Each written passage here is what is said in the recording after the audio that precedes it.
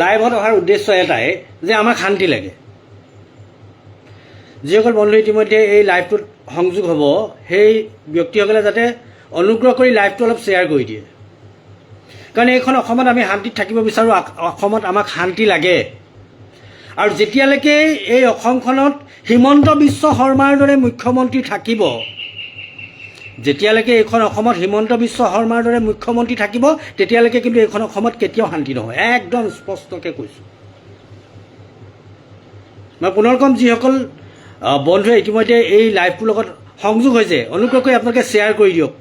মুখ্যমন্ত্ৰী হিমন্ত বিশ্ব শৰ্মাৰ সন্মুখলৈ যাতে এই লাইভটো যায়, মুখ্যমন্ত্ৰী হিমন্ত বিশ্ব শৰ্মাৰ সন্মুখলৈ যাতে এই লাইভটো যায়। গতিকে প্ৰত্যেকে যিসকল ব্যক্তি আহিছে প্ৰত্যেকে শ্বেয়াৰ কৰি দিয়ক আৰু তেখেতক জনাই দিয়ক যে হয়, অসমত মানুহ আছে, সাহসী মানুহ আছে তেখেতৰ বিপক্ষে ক'বৰ বাবে।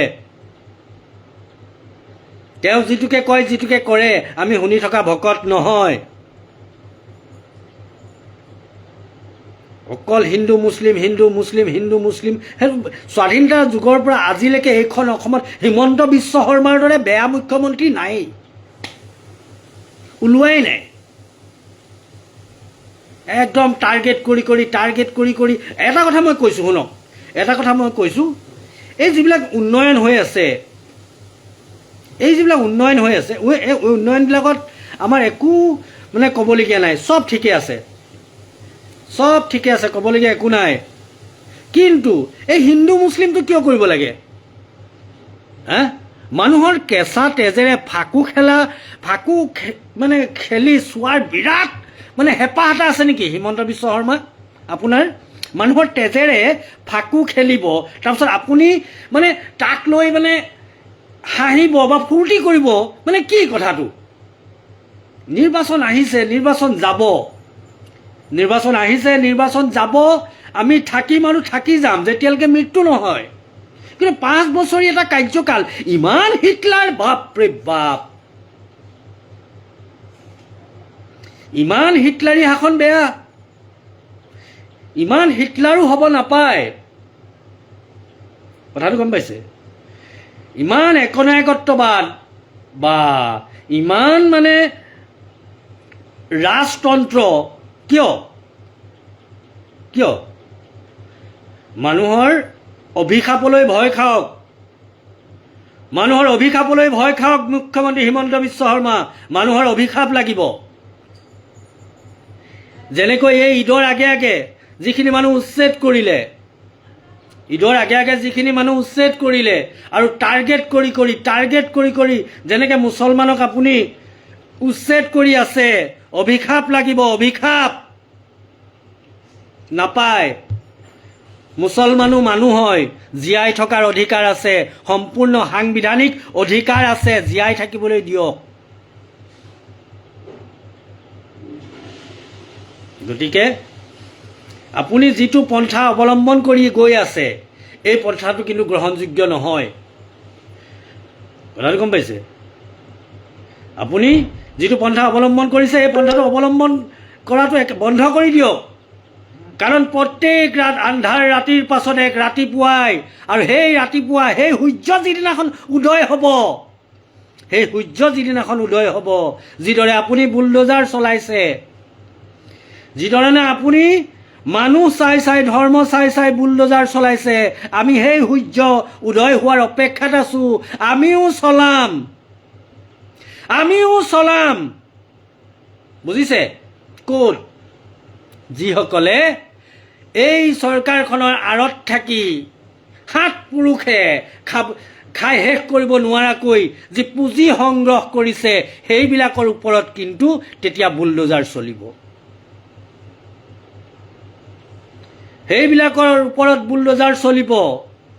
চৰকাৰ কেৱল আপুনি ভাবিছে নেকি আপুনি চিৰযুগমীয়া বুলি? চিৰযুগমীয়া নহয়। চিৰযুগমীয়া এইখন পৃথিৱীত কোনোৱেই নহয়। বেলিতকৈ শক্তিশালী নক্ষত্ৰ আছে নেকি? বেলিতকৈ তাপ থকা নক্ষত্ৰ আছে নেকি? কিন্তু সেই বেলিও 4 বজাৰ পাছত নিশেষ হৈ যায়, শেষ হৈ যায়, আন্ধাৰে আৱৰি ধৰে। মনত ৰাখিব, মুখ্যমন্ত্ৰী হিমন্ত বিশ্ব শৰ্মা, স্পষ্টকৈ কৈছোঁ, মনত ৰাখিব। কিয়নো হিটলাৰো শেষ হৈছিলে, হিটলাৰো শেষ হৈছিলে। আপোনাৰ দৰে বহুত আহিলে আৰু বহুত গ'ল, এদিন আপুনিও শেষ হ'ব। কিন্তু যেতিয়া শেষ হ'ব, শেষ হোৱাৰ পাছত যাতে মানুহে এইটো কয় যে বৰ ভাল মানুহ আছিল, কিন্তু মানুহে এইটো যাতে নকয় দ্বিতীয় হিটলাৰ এটা এইখন অসমত শেষ হ'ল, সেই নামটো নলগাব। যদি ইমানেই হিন্দু মুছলিম কৰিবলৈ মন আছে, তেন্তে আপুনি আপোনাৰ ল'ৰাটোক এদিন স্ক্ৰীণৰ আগত আনি পেলাই এই হিন্দু মুছলিম কৰাটো দেখাই দিবচোন। যিধৰণে আপুনি আপোনাৰ সেনাবিলাক লগাই হিন্দু মুছলিম কৰিবৰ কাৰণে, আপুনি আপোনাৰ জাতীয় সংগঠনবিলাক লগাই হিন্দু মুছলিম কৰিবৰ কাৰণে, সেই ফ্ৰণ্ট লাইনত কেতিয়াবা আপুনি আপোনাৰ পুত্ৰক আনিছেনে? কেতিয়াবা আনিছেনে? সেই নাই অনা। 17টা কোম্পানীৰ মালিক, বাহ বাহ বাহ। নিজৰ ল'ৰা মালিক বল আৰু লোকৰ ল'ৰাই ৰাস্তাত হিন্দু মুছলিম জিন্দাবাদ, হিন্দু মুছলিম জিন্দাবাদ এইখন কৰি থাকক। হা? আৰু আমাৰ সেনাই দপদপাই থাকিব অসমত। বা কোনোবাই কিবা এটা ক'ব মূৰ্তি জ্বলাব, কোনোবাই কিবা এটা ক'ব নিষিদ্ধ কৰিব। আইও দেহা, যেনিবা সিহঁতৰ কথাতে মই উঠা বহা কৰিম। হে? একদম অভিভাৱক হৈ যায়। হা? চিটু বৰুৱাৰ কথা কৈছোঁ, ইউনুছ তামুলীক নিষিদ্ধ কৰি দিছে। হেৰ' তই নিষিদ্ধ কৰিবলৈ তই কোন হয়? হা? কোন তই? চিটু বৰুৱা, পিঠি বহল কৰি দিম। কেইটাৰ পিঠি বহল কৰিছ তই? হা? কেইটাৰ পিঠি বহল কৰিছ তই? পিঠি বহল মুখৰ আগতেই থাকে, পিঠি বহল কৰি দিম। এই হেৰিত যে ধৰিছিলোঁ যে, এই ডেম্পত যে ধৰিছিলোঁ, হে তেতিয়া ক'ত পলাইছিলি? নেগুৰ দাঙি দৌৰিছ তেতিয়া। হা? লাহে লাহে এখোজকে গাড়ীত উঠি পলাইছ। হা? সেইখিনি মতা তই। হা? পিঠি বহল কৰি দিম। যি হ'ব পিঠি বহল কৰিম। কোন হে তহঁত? হা? পিঠি বহল কৰিবলৈ একদম চিধা কথা কৈ দিছোঁ। বৰ বেছি ওপৰলৈ নাযাবি দেই, বৰ বেছি নহয় আকৌ। বেছিটো বেয়া, প্ৰত্যেকটো বস্তুৰে বেছিটো বেয়া। কোনোবা ৰৈ আছে পিঠিটো পাতি, সি পিঠি বহল কৰি দিব।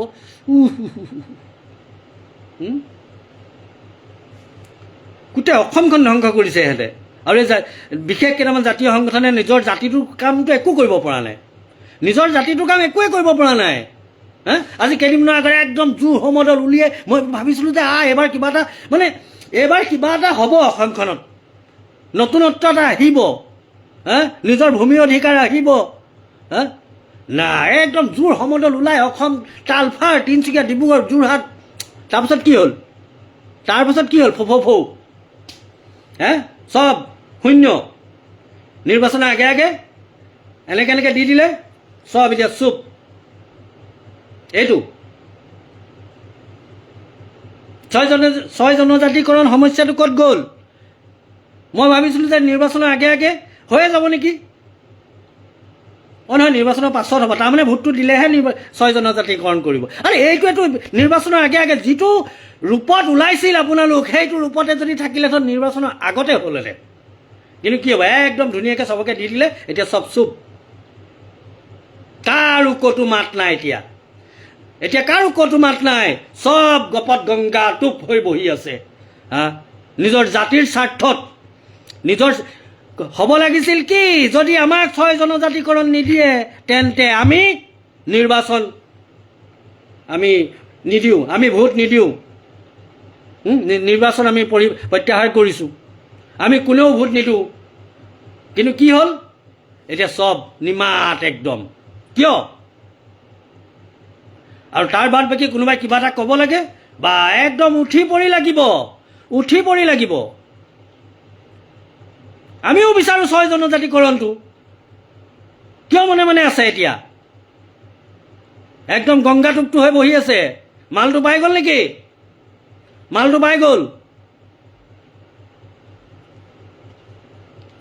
কথা বহুত কৈ দিব পাৰোঁ, কিন্তু নকওঁ। ওপৰলৈ থু পেলালে নিজৰ গাতেই পৰে। ময়ো ক'ৰবাৰ নহয়, ময়ো সেইসকলৰ মাজৰে এজন। কথাটো গম পাইছেনে? ময়ো সেইসকলৰ মাজৰে এজন।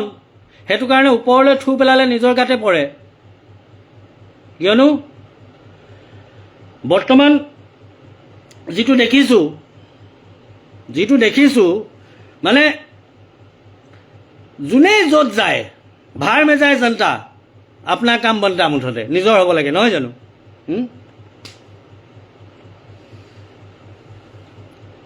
মুঠতে যিসকলে চাই আছে আপোনালোকে শ্বেয়াৰ কৰি দিয়ক যিসকলে চাই আছে শ্বেয়াৰ কৰি দিয়ক ক'বলগীয়া একো নাই আৰু যিখিনি কথা কৈ আছোঁ যাতে মুখ্যমন্ত্ৰী হিমন্ত বিশ্ব শৰ্মাৰ কাণত পৰে যে হয় মই ভুল কৰিছোঁ মই হিটলাৰ হয় মানি লয় একচেপ্ট কৰে কিমান ধৰ্ষণ হৈ গ'ল কিমান কি হৈ গ'ল অসমত বিগত অলপ দিনৰ আগতে কিমান কিমান ভয়ংকৰ কাণ্ড হৈ গ'ল কেইটা এনকাউণ্টাৰ হ'ল কিন্তু সেইকেইটা যদি কেনেবাকৈ ঘূৰাই পকাই ক'ব নাজানো সেইকেইটা যদি মুছলমান হ'লহেঁতেন নাই এনকাউণ্টাৰ হৈ গ'লহেঁতেন কিয় হোৱা নাই আপুনি কি মুছলমান কেৱল হিন্দুৰহে মুখ্যমন্ত্ৰী নেকি মুখ্যমন্ত্ৰী হিমন্ত বিশ্ব শৰ্মা আপোনাক কৈ আছোঁ আপুনি হিন্দু মানুহৰ মুখ্যমন্ত্ৰী নেকি মুছলিম মানুহে আপোনাক ভোট দিয়াই নাই নেকি মুছলমানে একো কৰাই নাই নেকি সিদিনা গোলাঘাটত আপুনি যেতিয়া গৈছিল আমাৰ মুছলমান সম্প্ৰদায়ৰ লোকসকলে জুম্মাৰ দিনাখন হাতত এনেকৈ পইচাৰ টোপোলা লৈ আপোনাক দিবৰ কাৰণে ৰৈ আছিল ডেট মিনছ কি বুজিছে আপুনি যে মুছলমানেও আপোনাক ভাল পায় মুছলমানেও আপোনাক ভাল পায় নিজেই কৈছিল দেখোন যে খিলঞ্জীয়া অসমীয়া মুছলমানসকল মোৰ লগত আছে মোক ভাল পায় যদি খিলঞ্জীয়া অসমীয়া মুছলমানে আপোনাক ভাল পায় তেনেহ'লে গুৱাহাটী আজৰা ওচৰৰ সেই স্থানত যিসকল গৰীয়া ব্যক্তি আছিল যিসকল গৰীয়া খিলঞ্জীয়া ব্যক্তি আছিল তাত আপুনি কিয় উচ্ছেদ কৰিলে তাকো ঈদৰ 2টা দিনৰ আগত আপোনাৰ বেয়া নালাগিল মানৱীয়তা বোলা বস্তুটো আপোনাৰ গাত নাই মুখ্যমন্ত্ৰী আপুনি মুখ্যমন্ত্ৰী মানে কি হোৱাট ইউ মিন মুখ্যমন্ত্ৰী মানে আপুনি এইখন অসমৰ গাৰ্জেন হয় গাৰ্জেন আপুনি অভিভাৱক হয় আপুনি যদি প্ৰকৃত অভিভাৱক হ'লহেঁতেন ঈদৰ 2টা দিনৰ আগত গুৱাহাটীত গৰীয়া মানুহখিনি আপুনি উচ্ছেদ নকৰিলে লাগিলে সেইটো ভুলেই কৰক ভাই আগত ঈদ এটা আছে ঈদটো কমচে কম কৰি ল'বলৈ দিলেহেঁতেন আপুনি কিন্তু আপুনি নিদিলে কেলে নাই মুছলমান মানুহক কষ্ট দিব লাগিব এইটো আপোনাৰ কেৰেক্টাৰ মৰি যাম সঁচাকৈ যাম শিয়ালৰ লিখিয়াকৈ বহুত দিন জীয়াই থকাৰ ইচ্ছা নাই যিকেইটা দিন থাকিম বাঘৰ লিখিয়াকৈ থাকিম গুজৰি থাকিম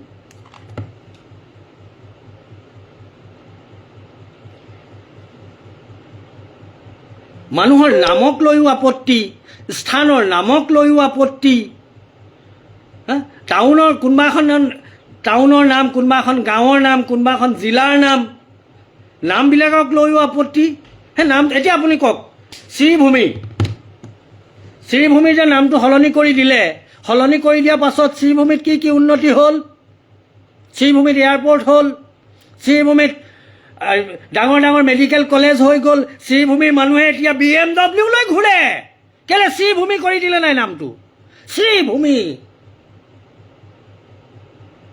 হিন্দু নাম এটা দি দিলে শ্ৰীভূমি এতিয়া শ্ৰীভূমিৰ মানুহে BMW লৈ ঘূৰিব শ্ৰীভূমিৰ মানুহে এতিয়া নিজৰ জেটত ঘূৰিব একদম চবৰে ঘৰৰ ওপৰে হেলিকপ্টাৰ থাকিব লেণ্ডিং কৰিব নামটো সলাই দিলে যে প্ৰত্যেকটো বস্তুতে আপত্তি মানে মুছলমানক লৈ মানে কিবা এলাৰ্জি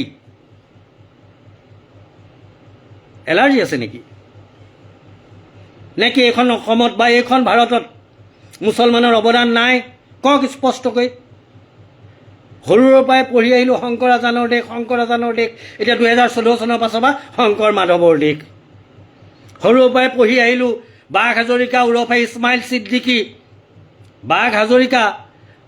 ইছমাইল ছিদ্দিকী যি লাচিতৰ লগত থাকি সমূহ সময়ত যুঁজ দিছিল এতিয়া বাঘ হাজৰিকাও নাই আজান ফকীৰ নাই দুটামানেতো মক্কেলে কৈছে যে আজান ফকীৰ হেনো এই মোগলৰ চোৰাংচোৱা আছিল হোৱাট টাইপ অফ ননচেন্স কথা কৈছে কওকচোন আপুনি এইটো কেনেকুৱা ননচেন্স যিটোৱে কৈছে কেনেকুৱা টাইপৰ ননচেন্স হ'ব ই যে আজান ফকীৰ বোলে মোগলৰ চোৰাংচোৱা আছিলে